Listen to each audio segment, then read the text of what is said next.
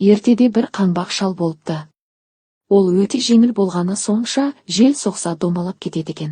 Шал көл жағасында ау тартып жүр. Бір түлкі келіп, оның бір балығын тартып алып қашып кетеді екен. Шал түлкіден шаршап басқа жаққа көшіп барады. Бірақ жел көтеріп, оны ұшырып әкетеді де, алыстағы тау жаққа түсіріп тастайды. Шал үлкен дәуге тап болады.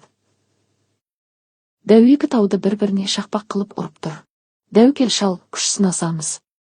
Ауыр тасты аспанға лақтырып қағып алады. Шал тасты ұстап алып, аспан түсіп кетпесін, жер ойылып кетпесін деп тұрмын деп сылтау айтады. Дәу қорқып кетеді. Шал жерді теуіп, ішек қарнын шығарайық дейді. Өзі алдын ала көмген ішек қарны шыққанда, дәу өліп қалғандай қорқады. Келесіде шал жердің миын шығарайық дейді. Өз айранын теуіп жіберіп, ақ айран атқылағанда, дәу тіпті шошиды. Шал дәуді алдап үйіне қонаққа шақырады. Келесі күні екі дәу келеді. Кемпір далада, қонаққа не асам? дейді. Шал қатты дауыстайды. Бірінші дәудің басына ас. Болмаса, мына досым дәуді ас. Кемпір пышағын алып жүгіреді. Дәулер қорқып, тым-тырақай қашады. Қашып келіп, әлсіреп тұрған дәулерге жолда түлкі кезігеді. Түлкі, қаңбақ шалдан қорқатын не бар? Мен өштеріңді алып берем дейді.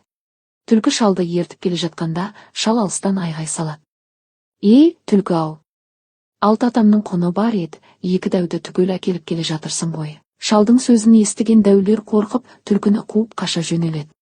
Сөйтіп ақылды да айлакер қаңбақ шал дәулерден де, түлкіден де осылайша құтылыпты.